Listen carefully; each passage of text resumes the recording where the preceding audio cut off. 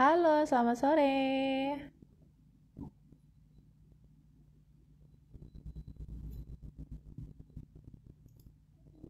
Ketemu lagi bareng saya Astrid. Halo, selamat sore. Hai.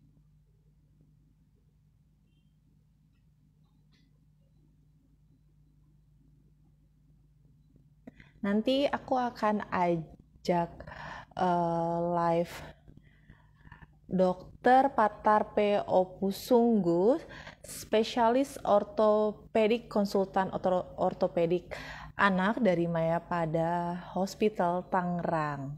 Jadi pokoknya hari ini kita akan bahas tuntas soal mungkin kelainan tulang pada anak ya. Jadi nanti kalau dan sempat sudah dibelas di feednya Instagram, di feed Instagramnya @majalah_sbh, dan nanti aku akan membacakan bukan 3 tapi 4 penanya yang beruntung yang akan mendapatkan permainan dari majalah Sang Buah Hati. Jadi nanti begitu sesi pertanyaan dari 4 penanya kepada dokter yang nanti akan saya sebut, dan nanti yang merasa namanya disebut langsung aja DM Instagramnya majalah_sang buah hati ya, untuk langsung klaim hadiahnya. Oke, sambil menunggu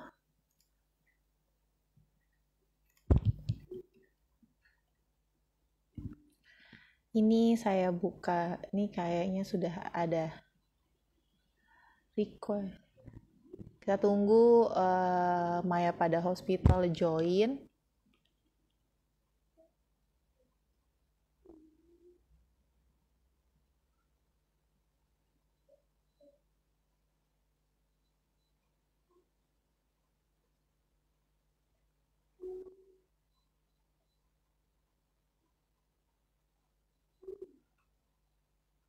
Halo, halo semuanya, halo. Sambil menunggu ya. Jadi pokoknya nanti kita akan membahas tuntas tentang waspadai kelainan tulang pada anak, dan yang pastinya mendatangkan dokter yang memang pada bidangnya, yaitu Dokter Patar P. Opusunggu, spesialis ortopedik dan juga konsultan ortopedik anak dari Mayapada Hospital Tangerang. Sambil menunggu. Oke, nih nampaknya sudah join untuk Mayapada Hospitalnya. Gimana bunda-bunda yang di rumah tadi? Mudah-mudahan mungkin hujannya sudah reda ya. Semoga koneksinya juga oke-oke aja nih kita nih hari ini. Masih menunggu. Halo, halo.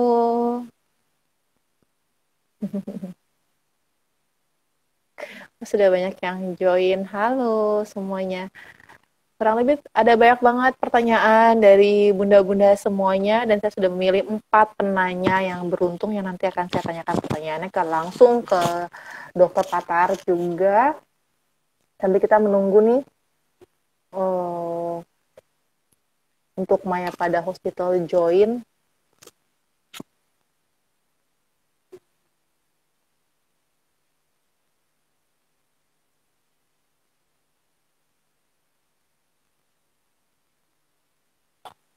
Jadi kayak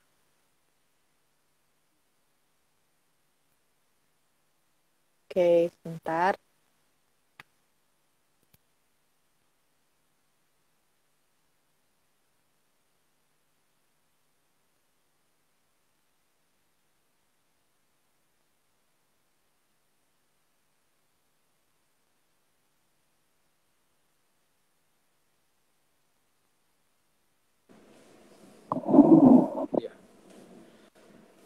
Halo, sore, Dok.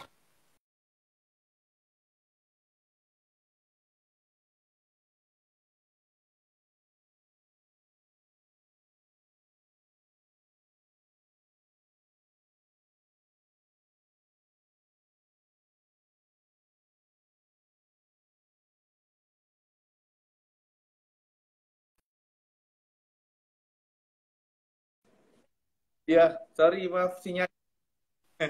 Iya nih, kayaknya nih masalah sinyal. Sebentar, sebentar ya dok, sambil saya coba connect untuk ininya sebentar. Nah, sudah nih. Halo, dokter, apa kabar, dokter? Baik, baik, sehat. Sedang ini Semoga koneksi kita hari ini aman ya dok ya. bikin. Oke, jadi kita sudah tersambung live bersama Dr. Patar P.O. Pusunggu. Beliau merupakan spesialis ortopedik dan juga konsultan ortopedik anak dari Mayapada Hospital Tangerang. Halo dokter. Siang ya sekarang, selamat siang. Ya, oh, Oke. menuju sore, menuju sore, menuju sore. Oke, Dok, mungkin langsung aja ya Dok ya. Aku mau ada beberapa sih sebenarnya pertanyaan yang muncul di beberapa apa sempat kita belas. Nanti selain pertanyaan dari majalah Sang Buah Hati, saya juga akan ada 4 pertanyaan dari penanya bunda-bunda yang beruntung yang nanti akan mendapatkan hadiah menarik dari majalah Sang Buah Hati, Dok. Oke, jadi gini, Dok. Sebenarnya sejak usia berapa sih, kalau boleh tahu ya, anak beresiko mengalami kelainan tulang, dok? Oke. Kelainan tulang sendiri sebenarnya kita, oh maaf, suara saya cukup jelas? Cukup jelas. Oke. Kelainan tulang sendiri sebenarnya ada yang kita bilang bawaan lahir, namun ada Hmm, juga yang timbul seiring dengan perkembangan atau dengan pertumbuhan. Ya, hmm, kalau yang bawaan lahir ya berarti sejak brojol keluar ya kita biasanya udah bisa lihat. Sementara yang hmm, sesuai dengan perkembangan biasanya itu kita akan lihat di 1 tahun pertama atau nanti di masa-masa di mana dia misalnya mulai pertumbuhan cepat ya sekitar usia 8 hmm, tahun bisa seperti itu. Jadi memang kita harus klasifikasikan dulu kelainannya, tapi hmm, secara kasarnya saya bilang selama anaknya masih bertumbuh, potensi kelainan hmm. itu masih besar. Dan begitu dia Oke. mendekati usia-usia maturitas, biasanya sekitar Hmm. 16-17 tahun, Tujuh. maka Oh, potensinya makin rendah. Begitu. oh, oke. Sebenarnya tuh faktor dan aktivitas apa saja sih dok yang dapat memicu timbulnya kelainan tulang pada anak, dok? Nah, ya kita harus lihat dulu kelainannya seperti apa. Cuma mungkin kalau saya bisa sebut beberapa kelainan yang berhubungan dengan aktivitas, mungkin saya Hmm, sebut dulu misalnya kaki O, ya hmm, paling sering. Sebenarnya juga bukan di kaki karena kalau secara kedokteran kita bilang kaki itu adalah pergelangan kaki sampai ujung jari. hmm. Sementara biasanya yang dibilang kaki O itu sebenarnya lututnya. Oke. Lututnya terlihat O. Nah, ini biasanya mulai terlihat pada saat anak mulai berjalan. Oh, oke. Namun ada juga Ben yang normal. 80% itu sebenarnya dia akan berubah jadi normal. Nah, 20% ini yang berubah jadi abnormal. hmm, Nah, itu biasanya sangat beresiko pada yang namanya early walker atau anak-anak yang oke. jalan awal dari semestinya. Oh, saya justru baru tahu, Dok. Tapi biasanya tuh kalau early walker itu di bulan keberapa, Dok, kalau boleh tahu, Dok? Eh, nah, sebenarnya kita selama ini kan ya ibu saya sendiri dulu suka bangga istilah anak saya mulai berjalan Hmm. usia 10 bulan lah. Udah kayak kompetisi sebenarnya. Iya, heeh. Padahal sebenarnya itu bukan hal yang bagus karena kaki itu butuh eh, matur dulu, dia butuh kuat dulu baru Mm-mm, kita tuh berjalan, ya. mm-mm. Eh, kalau kita ngomong secara kedokteran sampai 18 bulan itu masih normal anak berjalan. Mhm. Sementara kadang-kadang orang tua kita 12 bulan, sampai 18 bulan, 12 bulan belum jalan aja sudah khawatir kan biasanya. Iya, iya, Nah, iya. Heeh. padahal waktunya masih panjang, masih 6 bulan lagi sampai kemudian kita Oke. nyatakan. Nah, nah terkadang anak-anak yang terutama dipakein walker, walker yang Mm-mm, kita duduk itu, mm-mm. mereka berusaha berjalan sebelum umurnya karena kakinya nyentuh Oke. bawah terus akhirnya dia berusaha berdiri dan segala macam. Mm-mm, Nah, mm-mm. itu berbahaya resiko kaki menjadi O karena dia berjalan sebelum usia kakinya tuh sudah cukup kuat. Hmm, Ya, hmm, hmm. bilang sebenarnya 11 bulan, 12 bulan itu waktu yang relatif normal. Hmm. Kalau anaknya, nah ini dia. Kalau saya mau bilang anaknya gemuk, cuma gemuk kan relatif ya. Tapi kita anggap aja anaknya itu gemuk dibandingkan yang Ya. lainnya. Kalau dia gemuk dibandingkan yang lainnya, kalau bisa jalannya malah lebih mundur lagi, akan lebih aman Hmm. buatnya. Begitu. Oke, jadi sebenarnya jangka waktu 12 bulan sampai 18 bulan itu sebenarnya tuh masih istilahnya tuh normal ya, nggak perlu terburu-buru untuk anak cepat-cepat berjalan ya dok ya. Betul, tiap anak Oke. itu bukan kompetisi. Ini yang harus digarisbawahi. Mm-mm. Mm-mm. Iya sih, kadang-kadang soalnya mungkin yang mungkin bunda-bunda yang rasa kan soalnya memang ada anak kayak saya 5 anak, anak pertama 13 bulan, anak kedua 9 bulan, anak ketiga 8 bulan kan beda-beda. Terus kadang-kadang suka melihat yang kok anak saya belum bisa jalan, sedangkan dia udah berlari. Kadang ya memang ya ibu-ibu suka concern kayak gitu. Jadi tapi Betul. 12 sampai 18 bulan tuh masih normal ya dok ya daripada oke. Apalagi gemuk anaknya, jangan buru-buru. Tulangnya Oh belum. iya iya iya. Oke. Oke dok. Mungkin benar nggak sih dok? Kayak ini ada pertanyaan berikutnya lagi. Benar nggak sih penggunaan tas ransel juga dapat membuat anak mengalami kelainan pada tulang belakangnya dok? Nah, ini pertanyaan yang paling sering. Jadi, Ah eh, iya, soalnya emang paling banyak yang nanyain dok. kelainan tulang belakang yang dimaksud biasanya skoliosis, di mana tulang belakangnya Mm-mm. melengkung ya. Ada yang seperti huruf C, Mm-mm. huruf S, Mm-mm. ya. Mm-mm. Eh, di luar negeri sudah dibuktikan, kita orang Indonesia masih kurang penelitiannya, tapi di luar negeri sudah dibuktikan tidak ada hubungannya pemakaian tas ransel atau beban yang terlalu berat Mm-mm. terjadian skoliosis. Mm. Kalau anaknya skoliosis ngebawa tas-tas yang berat, memang dia akan lebih cepat pegal punggungnya karena Mm. tidak Mm. merata. Tapi bukan karena dia pakai tas terus kemudian tulangnya jadi skoliosis, jangan dibalik. Mm. Berbeda karena dia Oke. skoliosis pakai tas berat, jadi dia lebih gampang Mm. pegal punggungnya begitu. Mm. Jadi Oke. bukan tasnya. Oke, tapi memang mungkin bukan pengaruh tasnya, tapi memang mungkin kondisi tulangnya ya, Dok ya. Betul. Dan harus Oke, tadi 80% skoliosis itu penyebabnya tidak Heeh. diketahui. Oh, tidak diketahui malahan, Dok. Iya, jadi dia muncul seperti Oke. itu. Itu kalau boleh tahu biasanya tuh rata-rata yang pernah dokter lihat skoliosis itu mulai kelihatan tuh dari anak umur berapa sih, Dok? Misalnya udah mulai bisa apa sih terdeteksi bahwa ini anak ini menderita skoliosis. Nah, skoliosis itu pertama harus digarisbawahi dulu, yang kita Mm-mm. ngomongin adalah idiopatik skoliosis yang tadi penyebabnya tidak diketahui. Oke. Ya. Karena yang 20% biasanya ada penyebab lainnya, misalnya ada kelainan saraf, kelainan otot, dan lain-lain. Kalau itu dia biasanya Mm-mm. lebih awal ketahuannya. Nah, kalau yang skoliosis idiopatik ini biasanya pada saat dia mulai pubertas, itu di mana dia mulai terlihat. Mm. Ya, ya umurnya bisa di umur 8 tahunan, 10 tahunan, dan biasanya tiba-tiba orang tua menyadari pas lagi misalnya anaknya ganti baju atau lagi nyoba baju baru, dilihat dari belakang, kok yang sering terlihat entah ada sesuatu yang menonjol di Mm-mm. di punggungnya atau di daerah pinggangnya atau bahunya tidak simetris. Oke. Nah, sayangnya ya ini saya terpaksa ngomong, sayangnya angkanya itu pada anak perempuan 8 kali lebih besar dibandingkan anak laki-laki. Oh, anak perempuan malahan ya, Dok ya? Betul, betul. Anak perempuan 8 kali lebih besar daripada anak laki-laki. Nah, ini Hmm.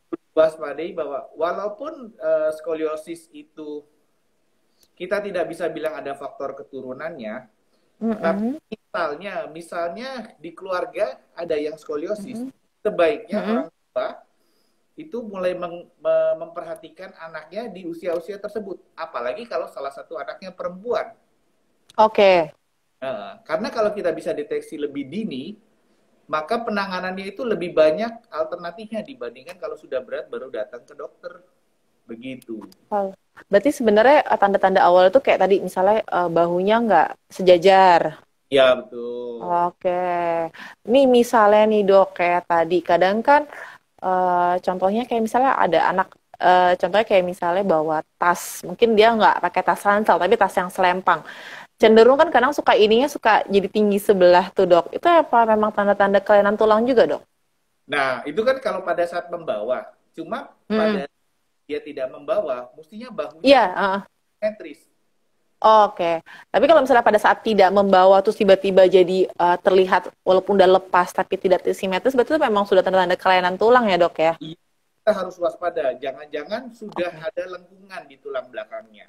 Begitu. Oke. Sebenarnya lebih baik lebih awal ya dok. Mungkin lebih cepat bisa disembuhkan atau memang gimana dok? Prosesnya tuh sebenarnya kalau kedeteksi lebih awal memang lebih cepat atau dan proses penyembuhannya berapa lama dok biasanya dok? Nah, gini, skoliosis itu penanganannya kalau di awal-awal, kita ada Mm-mm. beberapa titik penting yang biasanya kita akan lihat berdasarkan sudutnya. Artinya Mm-mm. Bronson lah ya, kemudian kita hitung Mm-mm. Mm-mm. ya. Biasanya kita akan pakai sudut 25 derajat untuk intervensi. Mm-mm. Intervensi ini banyak itunya pilihannya. Mm-mm. Maksudnya di bawah 25 derajat kita akan lakukan observasi. Ya. Mm-mm. Kalau 25 derajat sampai 40 derajat masih ada waktu untuk kita coba pakai brace atau kayak korset gitu. Oh, oke oke oke. Pernah dengar tuh dok. Non operatif. Hmm. Nah, tapi biasanya kalau sudah 40 derajat atau ada juga yang pakai 45 derajat, itu biasanya Mm-mm. atau korset tidak akan efektif dan pilihannya Mm-mm. memang dilakukan tindakan operatif karena itu bisa Mm. memberikan beban yang terlalu berat untuk paru-parunya. Oke. Tuh. Oke, Jadi ya, oke. deteksi di awal, kan kita masih punya banyak pilihan. Sementara kalau sudah Hmm. telat, ya jangan kaget kalau dokternya bilang ini kemungkinan besar harus dioperasi. Begitu. Jadi Oh, oke, iya, oke, oke. Aku soalnya baru dengar ternyata harus sampai ada yang operasi ya dok ya. Karena aku pikir terapi itu memungkinkan, tapi emang tergantung derajatnya yang tadi dokter bilang ya. Oke, oke, ini oke. Jadi mungkin, memang halo dok. Jadi ya gimana dok? lebih dini diketahui kita punya lebih Heeh. banyak kan. Itu dia. Ah, oke. Nah, mungkin bunda-bunda bisa tadi diliatin anaknya ya, diawasi anaknya kalau emang udah ada mulai muncul tanda-tanda yang tadi seperti dokter bilang kayak apa tuh dok ya tadi? Pertama pundak tidak simetris, habis itu apa lagi tuh dok? Ada tonjolan mungkin di belakang. Oh iya, mungkin tonjolan itu kan kadang-kadang mungkin anak kan suka ada yang duduknya memang ngebungkuk dok. Itu apakah itu memang harus segera langsung diperbaiki posturnya atau misalnya memang kalau kok anak itu kok agak susah duduk tegak ya selalu membungkuk itu juga tanda-tanda dok. Kita biasanya periksanya sih posisi berdiri dan lihat dari belakang. Mm-mm. Nah, Oke, istilahnya kita bilang coba badan setegak mungkin. Nah, kalau oke setegak, setegak mungkin. kita beranggapan bahwa dia nggak akan slouching lah istilahnya badan males-malesan kayak gitu kan. Istilahnya kayak dia Mm-mm. berdiri kayak Mm-mm. lagi mau upacara. Nah, di situ kita Mm-mm. terus terkadang bisa juga kita suruh rukuk. Di situ kita Mm-mm. lihat apakah dia kan kita bisa lihat tulang belakang tuh tengahnya di mana. Nah, Mm-mm. ada yang lebih tinggi atau enggak. Hal yang sederhana seperti dia Ah. selalu dari belakang. Oke, berarti mungkin bunda-bunda juga bisa melakukan tips yang dari dokter Nah, barusan katakan ya. Jadi lebih baik tuh kita melihat indikasinya secara lebih cepat lebih baik ya dok ya. Jangan sampai aduh dengar operasi aja tuh udah aduh. iya, karena berarti resiko kecil ya, operasi tulang belakang Iya, besar. iya bener banget dok. Mungkin tapi kalau untuk bunda-bunda kalau udah dengar apa operasi itu udah langsung deg-degan dok pasti dok apalagi udah berkaitan soal anak makan lebih mendingan lebih awal itu lebih baik ya dok ya. Oke, sama ini dok. Tadi kan kita baru bahas kan kayak skoliosis ya dok. Mungkin ada jenis lain nggak sih dok? Atau ada beberapa dan apa saja jenis kelainan tulang yang memang dapat dialami oleh anak-anak dok? Nah, salah satu yang cukup besar juga itu yang kita sebut clubfoot atau kalau bahasa Indonesianya kaki pengkor. Kaki yang Apa? dalam Yang X kayak gitu dok? Atau gimana dok? kakinya. Kakinya seperti clubfoot, seperti itu pemukul golf itu, kakinya jadi dalam. Oh, oke. Ya, Oke, oke. Itu aku baru dengar, ya, itu dari lahir malah. Jadi biasanya pada saat lahir itu kakinya terlihat bengkok ke dalam. Mm-mm. Nah, itu kalau Oke. tepat dan tepat, sebenarnya kaki kita bentuk perlahan-lahan supaya jadi normal. Dan kemudian nanti kita berfungsi sampai mendekati normal. Tidak terlihat lah istilahnya kalau kita tangani tepat. Sementara kalau sudah telat, ya begitulah udah susah. Oke.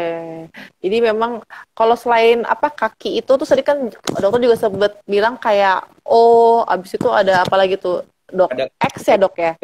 ya betul. Mungkin ada yang lain dok, mungkin yang pernah dokter temui yang memang mungkin pada umumnya lah dialami oleh untuk anak-anak. Nah, pada anak-anak juga salah satu yang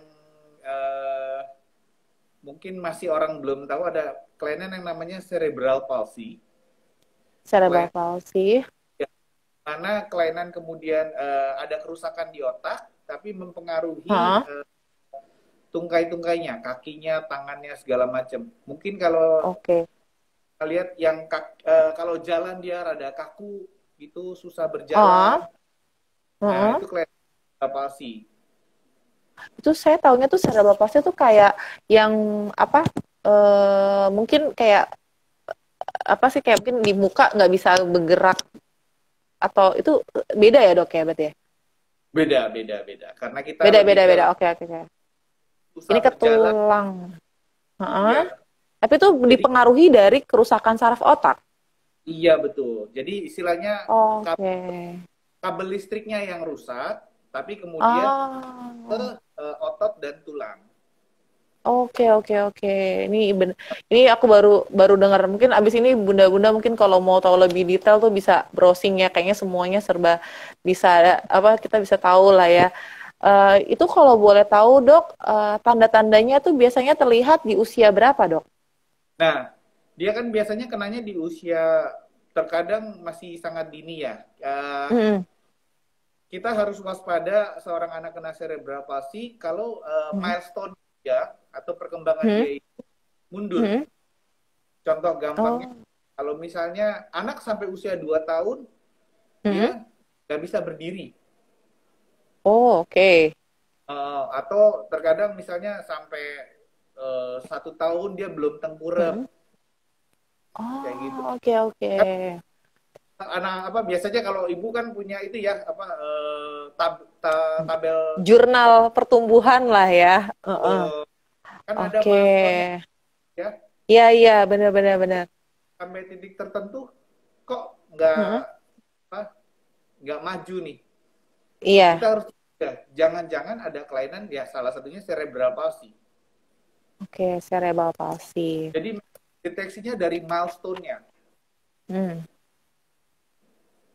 Oke, nanti berarti kan kalau misalnya mungkin tanda-tandanya misalnya berarti kalau misalnya tadi dokter ngomongin itu ada 2 tanda yang mungkin paling simpel bisa dilihat bunda-bunda ya. Umur 1 tahun belum bisa tengkurap atau umur 2 tahun belum bisa berdiri ya dok ya? Iya, itu yang yang paling mudahnya ya. Ya mungkin sebenarnya kan justru indikasi dini kayak kita mungkin kalau bunda-bunda sih sebenarnya sih kalau sekarang kayaknya udah lebih aware ya. 7 bulan belum tengkurap aja tuh pasti udah deg-degan itu bunda-bunda. Saya yakin banget. Karena biasanya soalnya 9 bulan itu biasanya udah tengkurap, udah duduk. Biasanya menuju setahun tuh pasti udah duduk, terus nanti udah merangkak, habis itu udah merayap lah, mungkin merambat ya, kok merayap sih, merambat. Lalu mungkin 1 tahunan itu mungkin udah mulai berjalan. Jadi kalau memang saya yakin sekali pasti nih dok, bunda-bunda di sini sih pasti udah sangatlah aware sekali. Cuma merimain aja bahwa salah satu indikasi awalnya adalah setahun belum bisa tengkurap, 2 tahun belum bisa berdiri ya dok ya. Ya, salah satu tanda yang Salah satunya. Oke. Itu kenapa dok? yang lebih gampang ngapalinnya. Iya, benar-benar. Soalnya orang-orang kalau terlalu banyak, masalahnya kan sekarang kayaknya banyak banget virus kan, terus tanda-tandanya ini. Bunda-bunda pasti pusing kadang-kadang, jadi mendingan diambil yang simple-simpelnya aja deh. Oke, untuk pertanyaan berikutnya nih dokter. Cara dok yang dapat orang tua lakukan untuk mencegah, kita berbicara soal preventif nih, mencegah kelainan tulang pada anak. Itu apakah dari mungkin makanan atau mungkin peregangan atau apa mungkin yang bisa dilakukan bunda-bunda atau ayah di rumah? Oke, sebenarnya kelainan tulang pada anak, hal yang paling pertama adalah orang tuanya harus lebih perhatian ke anaknya. Karena terkadang kalau kelainan ringan itu agak sulit terdeteksi. Makanya penting sekali dilakukan yang namanya dokumentasi. Ya. Oke. Jadi jangan mendokumentasi hal-hal yang menyenangkan saja. Tapi misalnya saya biasanya bilang sebulan atau maksimal 2 bulan sekali, coba videoin anaknya lagi berjalan. Gitu. Jalan lurus, menjauhi kita, mendekati kita dari depan, dari samping. Terus kemudian kita punya data. Kita lihat 2 bulan lagi, bandingin. Karena misalnya ada kelainan, mungkin dalam waktu 2 bulan belum kelihatan, tapi misalnya dalam waktu 6 bulan, kok jalannya jadi rada nggak bener nih. Dan itu juga bantu sekali buat ke dokternya, karena kan dokter tidak mungkin terus-menerus mengawasi anaknya. Mengawasi ya. Kalau udah di depan dokter tuh anaknya kita minta jalan tuh jalannya jadi dibuat-buat, tidak alami. Iya. Nah, bahkan malahan kadang-kadang kalau ketemu dokter langsung sembuh semuanya kayaknya kesannya. Begitu. Jadi kalau kita punya perbandingan, kita minimal tahu nih mulai ada kelainan di mana gitu, kita bisa jadi lebih detail analisanya. Oke. Jadi difoto lah pas berdiri, kayak dibilang kakinya X, berapa lama pertumbuhan kaki X-nya, atau kakinya O, berapa lama pertumbuhan. Kita dengan difoto, video berjalan gitu, kita bisa tahu normal karena perubahannya perlahan-lahan. Oh ini kok sangat cepat, atau kok kanan kiri beda, tidak simetris. Nah, yang penting adalah orang tuanya pertama harus dia punya dokumentasi yang baik. Kalau soal nutrisi, saya rasa 4 sehat 5 sempurna itu semua orang juga udah tahu, ya. Kalau makanannya cukup variatif, sebenarnya vitamin itu hanya sifatnya suplemen atau tambahan. Tambahan ya. Iya. Jangan lupa. Soalnya kan sekarang kayaknya takut kurang kalsium atau apa dok. Maaf ya dok, yang namanya bunda-bunda tuh kadang-kadang kayaknya kalau belum lebay tuh kayaknya belum oke gitu. Vitamin kayaknya kurang ya rasanya. Sampai kadang-kadang itu ada vitamin baru tuh, itu kamu kok nggak pakai vitamin ini. Jadi memang yang penting makanan yang komplit ya dok ya, sesuai dengan pertumbuhan anak ya dok ya.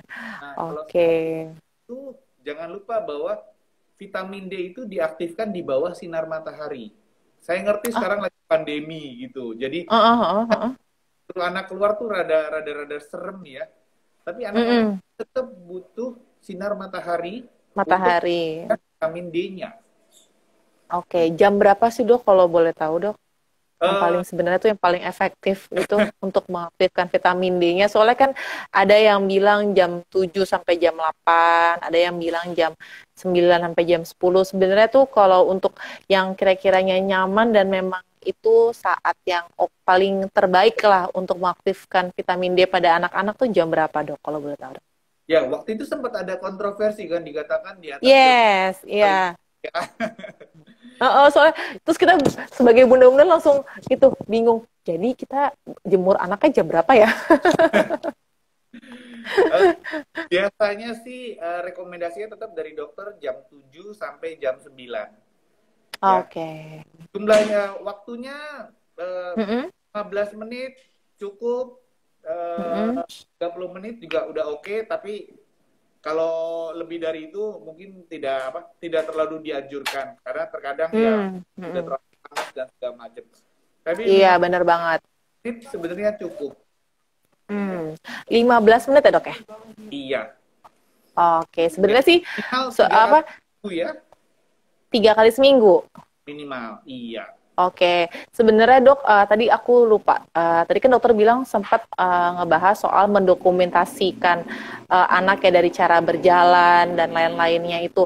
Itu perlu dilakukan sampai anak umur berapa tahun sih dok?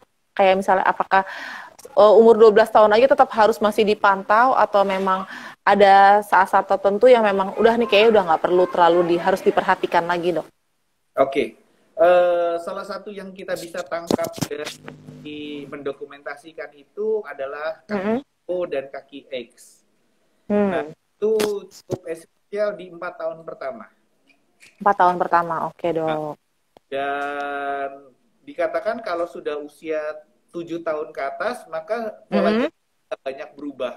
Jadi sebenarnya kalau sudah di atas 7 tahun sih mungkin sudah tidak penting lagi. Tapi minimal Mm-mm. 4 tahun pertama.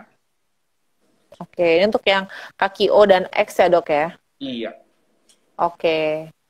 Oke, mungkin bunda-bunda yang masih punya balita di bawah 5 tahun itu kayaknya berarti mungkin bisa melakukan tips yang tadi dokter katakan yaitu mendokumentasikan mungkin bisa sebulan sekali atau 2 bulan sekali ya dok ya? Iya, soalnya kalau terlalu deket juga kita biasanya nggak bisa terlalu lihat banyak bedanya. Iya, heeh. Kadang-kadang justru malah yang lebih sering dilihat kita malah nggak terlalu ngeh apa perubahannya ya dok ya? Betul. Kan Oke, dibanding kenapa dok? 1 bulan malah yang bulan pertama sama Kenapa bulan kenapa? agak jelas misalnya kalau ada apa-apa. Heeh, kenapa dok? Apa bulan pertama? Iya nggak, kalau misalnya perubahannya pelan-pelan biasanya bulan bulan pertama sampai sama Hmm? bulan kedua bandingin baru mulai kelihatan jelas. Oh, oke Kalau oke oke oke. bulan kedua bulan itu terkadang belum terlalu kelihatan. Terlalu belum kelihatan ya. Oke, berarti Bunda coba tolong dicatat dan nanti mungkin bisa langsung kita lakukan. Yang masih punya anak-anak di bawah 5 tahun tuh berarti masih harus tetap dipantau ya, Dok ya. Nah, Iya, itu kan tadi kan untuk tindakan preventifnya ya, Dok ya. Oh ya, mungkin saya untuk preventif itu kayak misalnya imunisasi. Itu udah paling istilahnya polio itu sebenarnya memang yang dasarnya ya, Dok ya, untuk preventif pertama pada saat bayi. Bayi itu benar nggak sih, Dok? ya. Jadi polio bahkan polio agak cukup sering ya, karena Mm-mm. ini eh, dulu pada saat belum ada vaksinasi polio, polio itu adalah Mm-mm. salah satu penyakit yang paling kita bilang heartbreaking lah istilahnya, sangat Iya. keras hati karena eh, anaknya dalam pengertian hidup segala macam tapi Mm-mm. sakit Mm-mm. debilita. Mm. Itu tidak ada Mm-mm. yang kita lakukan apapun untuk Mm. memperbaikinya. Maka Oke. polio itu penting sekali untuk Mm-mm. mencegah virus polio masuk. Oke. Betul, Ya, betul, betul. kalau sudah masuk, udah nyerang saraf, udah susah. Istilahnya dokter Oke. pun nggak ngapa-ngapain. Jadi Berarti itu sebenarnya tuh polio itu belum ada obatnya, Dok? udah ada. Hmm. Jadi memang Bet- ya itu obatnya adalah dengan pencegahan. Vaksin Dan pencegahan. Jadi, sampai dia masuk ke badan kita, itu dia. hmm, hmm, hmm, Dan hmm, hmm. tes dasar dan pasti dikasih ya sama dokter-dokter anak segala macam. Iya. Ya, apalagi sekarang kalau di sekolah-sekolah TK, PG, dan sampai SD itu kadang-kadang sudah tetap dilakukan pengulangan ya. Biasanya di data, mungkin kalau yang udah pengulangan sendiri di rumah sakit, ya tidak perlu lagi. Tapi kalau belum, biasanya nanti difasilitasi di sekolah. Kayaknya memang, ya mungkin karena kita kadang-kadang suka nggak, apa sih, maksudnya polio kan cuma ditetes gitu, segimana apakah manfaatnya ternyata itu bermanfaat banget ya dok ya. Itu benar-benar istilahnya tuh penjaga paling luar tuh istilahnya untuk supaya nggak masuk virusnya. Oke dok. Ya, Eh, setelah penelitian bertahun-tahun, kita bisa punya hmm, vaksin semudah itu ngasihnya. Kalau di iya tempat makanya. dulu disuntik lah segala macam, makanya udah ditetes masih nggak mau juga rasanya gimana gitu. Iya makanya. Udah gitu kadang-kadang sekarang free lagi kan. Aduh, Betul. bener bang. Oke, nih dok, apa yang misalnya harus bunda atau ayah lakukan apabila anak sudah terlanjur mengalami kelainan tulang, dok? Misalnya sebaiknya apa yang harus dilakukan? Mungkin dari pertolongan pertama sampai harus misalnya sampai harus konsultasi ke dokter tuh step-stepnya tuh gimana tuh, dok? Oke, pertama yang pasti kalau ini kelainan tulangnya Mm-mm. ya sesuatu yang entah bawaan atau apa, pertama Mm. jangan menyalahkan diri sendiri dulu. Ya. Oke. Eh, kedua, selalu berkomunikasi dengan tenaga kesehatan, mau dokter atau para medis lainnya. Karena Mm-mm. ya, saya terpaksa harus bilang, terkadang orang-orang sekitarnya itu memberikan informasi yang ya tidak tepat, sehingga terjadi Mm-mm. keterlambatan dalam penanganannya. Oke, benar banget, benar banget. Dan yang selanjutnya ya selalu berkomunikasi dengan dokter mengenai targetnya apa. Karena gini, dokter pasti Ya. punya pilihan-pilihan. Tapi Mm-mm. orang tua juga punya keinginan-keinginan. Lihat apakah bisa di-match keduanya.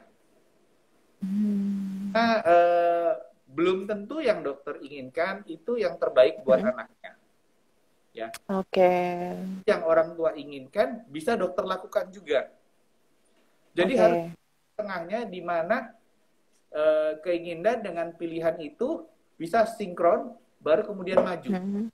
Jadi terkadang sebelum Oke. kita mengobati anaknya, kita justru Mm-mm. harus diskusi dulu dengan orang tuanya. Dengan orang tuanya. Iya, lebih Bener panjang dok, bener dok. daripada penanganan. Soalnya, iya, soalnya kadang-kadang tuh ada orang tua mungkin yang, ya kayak dari dokter bilang, pokoknya kita mesti nggak boleh menyalahkan diri sendiri dulu ya dok ya, karena sometimes itu bisa terjadi, walaupun ayah bunda mungkin udah super protektif, tapi kadang-kadang hal yang nggak diinginkan emang tetap terjadi ya dok. Tuh, itu dulu. Pertama orang tuanya itu harus Iya, dulu. harus legowo dulu kayaknya dok ya.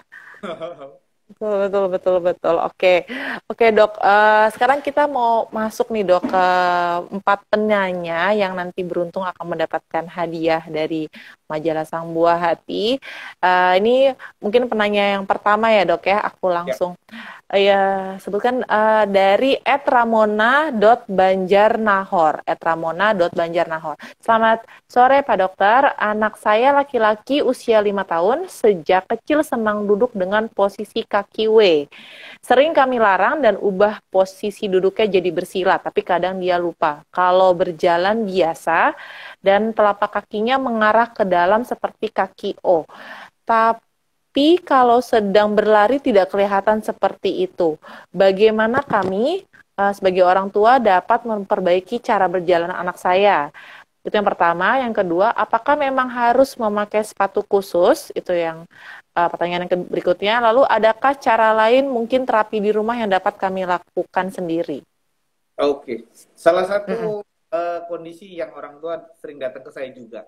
Mm-mm. Jawaban gampang-gampang susah, ya. Oke. Pertama posisi duduk W. Nah, kita harus lihat sejarah perkembangannya dulu. Memang posisi duduk W itu posisi Mm-mm. paling stabil buat seorang anak yang sedang berkembang untuk duduk, ya. Oke. Ya, posisi duduk W dia nggak perlu effort tambahan, dia bisa duduk dengan santai, biasanya nonton TV lah apa segala macam. Mm-mm. Nah, memang masalahnya posisi duduk W itu menyebabkan Mm-mm. puntiran terus-menerus terhadap bonggol pahanya. Oh, Jadi bonggol oke. pahanya terpuntir. Ya. Tanpa sadar ya dok ya? Iya, jadi sementara kan bisa posisi duduk W bisa berjam-jam sehingga akhirnya Mm-mm. tulang bertumbuh karena ada Mm-mm. tenaga yang sangat besar gitu, dia terpuntir. Mm-mm. Mm-mm. Akhirnya kita pasti nggak akan menyadari bahwa ada puntiran di bonggolnya. Yang kita lihat di Oke. kakinya. Oke. Jadi karena bonggolnya terpuntir, kakinya jadi muter ke dalam. Itu yang istilahnya Oke. towing. Dia Hmm. terlihat pada saat jalan, kalau Hmm. pada saat lari, terkadang badannya masih bisa mengkompensasikan sehingga kakinya tetap lurus ke depan. Tapi Oke. apa jadi terus, kakinya nggak akan bisa Hmm. kompensasi sehingga dia akan pada saat lari pun tetap muter ke dalam dan biasanya sering kepleset. Itu salah satu keluhan Oh, yang diomongin ke saya. oke. Ya, Berarti, uh, berarti, oh, aku baru tahu tuh sering kepleset itu ternyata ada indikasi ke situ juga ya, Dok ya. iya, towing. Oke, oke, oke, oke. Terus tadi Uh, mungkin tadi yang pertanyaan berikutnya yang harus memakai sepatu khusus kah, Dok? nah, itu dia. Problemnya kan dipanggul. Mau dipakai Mm-mm. sepatu pun nggak akan sembuh. Karena bukan di situ. Ah, bukan di situ penyebabnya. Ternyata penyebabnya itu adalah di panggul. Iya, Berarti kayak terapi yang mungkin bisa dilakukan di rumah sendiri, Dok, sebelum mungkin berkonsultasi ke dokter tuh gimana, Dok? Ada atau memang harus langsung konsultasi ke dokter, Dok? sebenarnya sih gampang. Selama dia usianya di bawah 7 tahun, kita masih punya Mm. waktu untuk memperbaiki. 7, Hmm. kalau sudah lewat 7-8 tahun, biasanya dia tidak bisa balik sendiri. Di bawah Oke. 7-8 tahun, kita masih punya waktu. Caranya gampang. Kita ubah kebiasaannya. Oke. Kita awalnya posisi duduk W, kita Mm-mm. kalau tadi dibilang suruh duduk bersila ya, itu bukan hal Mm. yang karena langsung berubah 180 derajat kan. Kita mulai Mm. dengan dia duduk selonjor aja dulu. Kakinya menghadap ke depan. Oh, oke, tapi rapat gitu ya, Dok ya? Iya, lama-kelamaan misalnya Oke. dia udah dapat nyamannya, baru kita coba Mm. untuk duduk bersila. Oke. Karena mengubah kebiasaan itu yang paling susah sebenarnya. Ya, Dan betul sekali, Dok. semua orang rumah itu harus satu suara, semua harus mengerti. Karena nggak mungkin misalnya Iya. ibu doang atau bapaknya bisa ngawasin kan. Pasti harus Mm. semua ada pengasuhnya, Mm. mungkin juga eyangnya. Jadi pada saat dia mau Oke. duduk W, istilahnya dicolek aja. Mm. Nah, D, siapa? Duduknya benerin dulu. Mm. Karena ini udah jadi Mm. kalau belum jadi kebiasaan mah ubah. Mm-mm. Iya. Dan Berarti harus kalau tetap di-remind ya anaknya. iya, dan kalau misalnya itu bisa dilakukan, sebenarnya 80% itu tidak butuh tindakan apa-apa. Oke. Dia akan balik sendiri dengan normal. Oke, berarti di sini adalah kuncinya kan anaknya ini baru 5 tahun, masih ada 2 tahun lagi. Berarti satu isi rumah mungkin kalau dia punya kakak atau ada pengasuh, ada nenek atau kakek, ayah bundanya, berarti harus kompak, mesti Betul. diliatin terus anaknya ya. Jadi di Iya. situ memang effortnya yaitu kita harus bolak-balik, harus meriman dan juga ayah bunda sabar ya. Konsis, konsisten. Konsisten dan sabar. Iya. Semangat, oh, semangat untuk tadi @ramona.banjarnahor. Semangat tadi sudah dijawab semua pertanyaannya. Semoga membantu. Masih masih berusia 5 tahun, masih ada 2 tahun lagi Punya. untuk melakukan. Dan boleh tahu nggak, Dok? Misalnya nih, Dok, yang namanya ayah bunda resah dan tiba-tiba mungkin merasa kayak sampai di titik mana sih harus harus ke dokter, maksudnya apakah memang harus menunggu sampai 7 tahun? Kalau misalnya, aduh takut kalau 7 tahun nanti malah takut keburu telat, itu kira-kira ayah bundanya bisa melihat sampai titik mana sampai akhirnya yaudah deh daripada nanti keburu terlambat ke dokter aja, gimana tuh, Dok? Nah, ini kan makanya tadi saya bilang dokumentasi itu penting ya. Oh itu Ada dokumentasi ya ya. kakinya masuk ke dalam. Kita coba ubah Mm-mm. kebiasaan. Kita nilai 6 bulan Mm-mm. lagi. Membaik tidak Oke. nih berjalannya? Oke, oke, oke, oke. Jadi 6 bulan itu cukup ya, Dok ya, untuk melihat ya dengan cara mendokumentasikan itu ya. Jadi Iya. membandingkan. Oke, Hmm, berarti kalau misalnya Bunda merasanya memang kayaknya ini kok belum ada progres, bisa langsung ke dokter biar iya, nggak terlambat ya. Oke, betul. berarti emang di sini benar-benar harus kelihatan apa detail dan concernnya orang tua dan orang sekitar anak-anak ya, Dok ya. Oke, Betul. masuk ke pertanyaan kedua, Dok. Ini dari Bunda Olin OLYN underscore Carolina. Dear Majalah Sang Buah Hati dan Dokter Patar, saya Carolina dari Jambi mau bertanya, apakah ada cara untuk mencegah terbentuknya kelainan tulang kaki X dan O? Karena anak saya yang pertama mengalami bentuk kaki X. sekarang dalam terapi memakai sepatu khusus dan saya sekarang sedang hamil anak ketiga. Kira-kira selama kehamilan ini apa yang perlu saya asup untuk mencegah terbentuknya kelainan tersebut? Mungkin ada worry nih dok, karena dari anak pertamanya. Dan dalam selama pertumbuhan dan perkembangan, nanti apa yang perlu saya cegah? Karena dalam keluarga keponakan suami saya juga mengalami kelainan bentuk kaki X dan O. Berarti ada keponakannya juga yang mengalami kelainan dan dia juga bertanya apakah ini menurun secara genetik atau memang pure dari faktor luar, dok? Oke. Kaki X dan O kami masih belum bisa menyingkirkan faktor keturunannya. Jadi memang ada, tapi berapa persennya itu kita nggak tahu. Faktor-faktor apa saja yang merupakan resiko, tapi apabila di keluarga ada riwayat itu, maka katanya angkanya meningkat. Bukan berarti langsung terjadi. Iya, kemungkinan ya dok ya, kemungkinan angkanya meningkat. Apalagi tadi dokter bilang untuk anak perempuan ya dok ya? Yang itu skoliosis, betul, sampai 8 kali. Skoliosis. Kayak gitu. Oke. Oh, berarti kalau X sama O itu tidak ada, maksudnya sama aja ya antara anak laki-laki sama perempuan ya dok ya? Ya, pada keluarga yang dengan riwayat itu sedikit meningkat, cuma sedikitnya tidak ada yang angka pastinya berapa. Oke. Berarti gitu. Oke, ini kan situasinya ini Bunda Oli ini kan sedang hamil nih dok. Mesti gimana nih dok? Nah, kalau kaki O biasanya banyak berhubungan tadi yang saya bilang early walker sama anaknya kegemukan. Oke. Ya. Jadi kalau misalnya kedua hal itu bisa dihindari, maka resiko kemunculannya sebenarnya lebih kecil. Jadi menurun ya dok ya? Tuh. Nah, kalau yang untuk kaki X, ya sayangnya ini sesuatu agak susah diprediksi. Penyebabnya biasanya berhubungan dengan kondisi-kondisi lainnya. Apabila ada penyakit-penyakit lainnya, terkadang misalnya seperti hemofilia yang kayak gitu. Tapi banyak juga tidak diketahui. Jadi agak sulit juga mencegah sesuatu yang kita tidak ketahui. Tapi memang untuk O dan X, berat badan berlebih itu, apalagi di usia pertumbuhan, itu meningkat resikonya. Jadi sarannya kalau punya anak nggak usah terlalu cabi lah mungkin ya Bu ya. Karena kalau zaman dulu seneng banget ya. Tapi kalau sekarang justru meningkatkan resiko-resiko kelainan pada tulang. Iya, bener dok. Jadi pokoknya untuk bunda-bunda nggak perlu greget-greget cepet-cepet biar anaknya jalan ya dok ya, senatural mungkin aja. Berarti tapi sebenarnya penggunaan baby walker itu sebenarnya diperlukan atau memang tidak dianjurkan dok?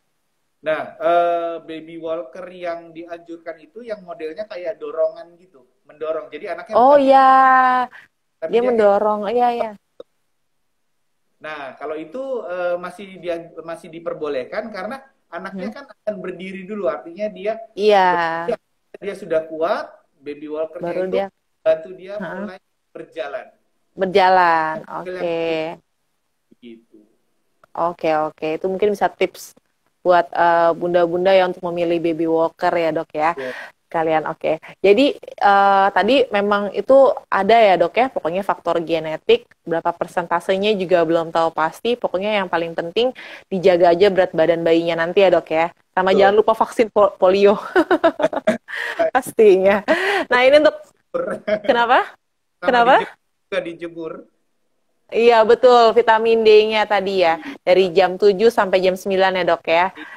Oke, ini pertanyaan ketiga nih dok, Niarf94. Selamat sore Dokter Patar PO Sungguh dan Majalah Sang Buah Hati dan juga Maya Pada Hospital. Saya Nia di Depok. Saya mau bertanya dok, saya memiliki anak laki-laki usia 4 tahun 4 bulan, 2 tahun 4 bulan. Pada usianya yang menginjak 2 tahun ini, anak saya masih belum bisa berjalan lancar seperti anak-anak pada umumnya.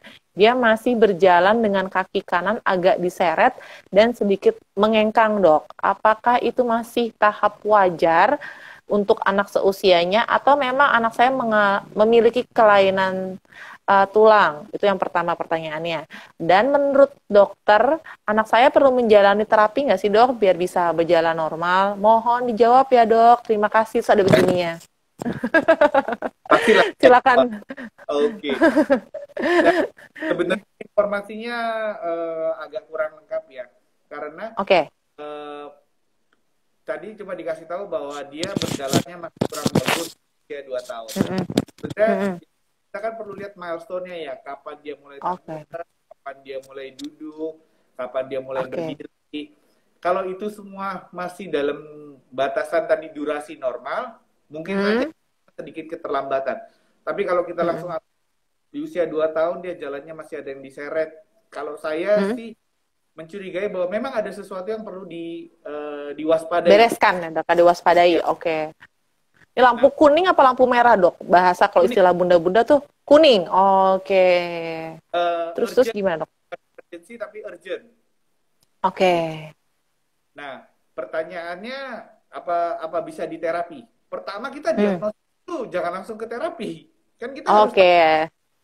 Oke, berarti ke dokter dulu lah ya, dok ya, buat tahu diagnosanya seperti apa. Oke. Iya, karena kan ini masih belum jelas. Apakah jangan-jangan ini variasi normal atau memang ada sesuatu yang perlu diperbaiki? Apa baru kemudian baiknya bentuknya dalam masalah apa? Apakah masalah dengan fisioterapi atau kemudian misalnya, kalau ternyata butuh operasi mungkin juga kan kita masih belum tahu. Belum Jadi, tahu ya, betul. Ya biasanya orang tua akan bilang apakah ini diterapi karena mereka takut sekali kalau sampai anaknya dibilang harus operasi. Itu ya yang saya mau garis bawahi juga, jangan kami dianggap cuma mau operasi, tidak. Kami akan anjur kalau memang itu satu-satunya cara. Karena pokoknya iya, karena kita juga nggak pengen operasi di anak-anak kalau nggak perlu. Kita selalu khawatir. Iya, benar. Iya. Iya, benar banget, dok. Jadi pokoknya sebenarnya tuh kalau anggap dokternya sebagai mitra gitu, jangan sebagai jalan terakhir. Bukan. Kita itu ada diskusi sehingga kita bisa jalan yang terbaik buat anaknya. Begitu. Kalau kemudian datang kita udah jelek kan kita juga aduh kasihan anaknya. Iya, benar. Jadi sebenarnya nih kalau udah ngobrol dulu gitu. Iya. Setuju, dok. Sebenarnya sih justru itu biasanya, tapi kalau misalnya ayah bunda tuh kalau udah ketemu dokter langsung semuanya curhatnya keluar, dok. Tenang aja, dok. Apalagi kalau udah dibilang ini 2 tahun 4 bulan udah lampu kuning, itu pasti langsung siap-siap mungkin booking langsung ya. Oh, itu dokter sendiri nih praktek di Mayapada Hospital yang Tangerang ya, dok ya? Betul. Nah, tuh mungkin Bunda Niarf 94 mungkin bisa langsung hubungi Mayapada Hospital di Tangerang. Mungkin mau langsung konsultasi sama dokter Patar langsung juga bisa. Jadi mungkin ini di sini masih tahapnya masih lampu kuning, tapi mungkin lebih baik bisa langsung berkonsultasi ya, dok, karena supaya bisa ketahuan penyebabnya biar bisa cepat-cepat diambil istilahnya keputusan apakah bisa mungkin terapi atau mungkin bisa sambil terapi di rumah gitu. Kalau bisa sih jangan sampai operasi ya, dok ya. Iya, yang penting diagnosis dulu supaya kita tahu masalahnya. Diagnosis dulu, betul sekali. Oke, dok. Ini untuk yang pertanyaan terakhir nih, dok, dari Bunda @Indah_Kenzie. Halo dok, saya Indah dari Bekasi. Pertanyaan saya, apakah akan terjadi kelainan pada tulang apabila bayi yang belum kuat untuk duduk sendiri tapi sudah didudukkan? Kadang-kadang suka kita mendudukkan bayi kan ya, dok ya. Dan apakah posisi menggendong juga dapat menyebabkan kelainan tulang pada bayi, dok? Terima kasih. Oke, maaf yang pertama gimana? Bayi belum kuat? Bayi itu bisa mengalami kelainan tulang nggak sih, dok? Apabila misalnya dia belum bisa duduk, tapi udah suka mungkin sama kita suka didudukin gitu loh, dok. Oke. Ini biasanya bayi mungkin di bulan-bulan awal ya, Bu ya. Jadi kalau pertama kali sebenarnya yang kita harus khawatirkan adalah lehernya. Di bulan-bulan awal, otot-otot lehernya itu belum cukup kuat untuk mempertahankan posisi kepalanya. Misalnya kita dudukan tuh pasti kepalanya entah jatuh ke depan, jatuh ke belakang. Iya, samping atau enggak. Mana-mana lah muter-muter. Dan itu sangat berbahaya saraf lehernya. Gitu. Gak usah kita ngomongin yang lain, lehernya dulu. Karena pada saat lahir Pak itu salah satu kayak kalau mau dibilang organ ya, organ paling Hmm? berat di bayi. Oke. Bayi di atas gitu, terus kemudian lehernya yang masih kecil gitu nggak bisa Hmm? mempertahankan, itu bisa lari Hmm? kemana, dan itu sangat berbahaya buat saraf saraf yang ada di lehernya. Jadi memang Hmm, saya oke. tidak dianjurkan untuk Hmm? mendudukkan anak kalau Hmm? kita kalau otot lehernya itu belum cukup kuat. Oke. Caranya kan sebenarnya gampang ya, misalnya kita Hmm? bayi tiduran, kita tarik tangannya, lehernya Hmm? ikut apa enggak? Kalau lehernya Hmm? ketinggalan, jangan dulu, belum kuat leher. Hmm. Iya, pada saat kita dudukin gini ya dok ya. Kalau Iya, lehernya masih begini berarti belum siap ya. Oke, oke, oke. kalau mau agak sedikit apa tegak ya, misalnya Hmm? 45 derajat, atau pokoknya dia didudukan entah dengan tangan kita atau dengan Hmm? dudukan bayi segala macam, Hmm? sehingga kepalanya nggak lari kemana-mana. Itu dia. Oke. Berarti justru kuncinya itu adalah mendingan benar-benar melihat dari posisi leher dulu ya dok ya. Karena memang ini justru yang lebih concernnya itu adalah leher ya dok ya. Oh, terus juga Oke. misalnya Sama, bisa tengkurap kan, dia udah ha? bisa kepala Udah itu bisa naik-naik gitu apa enggak ya? Pak. Oke. Oke, berarti Bunda mungkin sebelum concern ke yang lain, mendingan lihat dulu aja Iya, lehernya bayi ya. Dia udah kuat paling atau enggak. Sama sama tadi dok, tadi pertanyaan yang kedua, apakah posisi menggendong itu juga dapat menyebabkan kelainan tulang pada bayi dok? eh, biasanya bayi kalau dia ototnya belum terlalu kuat ya badannya cukup fleksibel ngikut-ngikut ya. Nah, Hmm. posisi menggendong saya sih tidak bisa membayangkan posisi menggendong apa yang bisa menyebabkan kelainan sih. Paling Oke. yang kita harada khawatirkan itu sebenarnya bedong.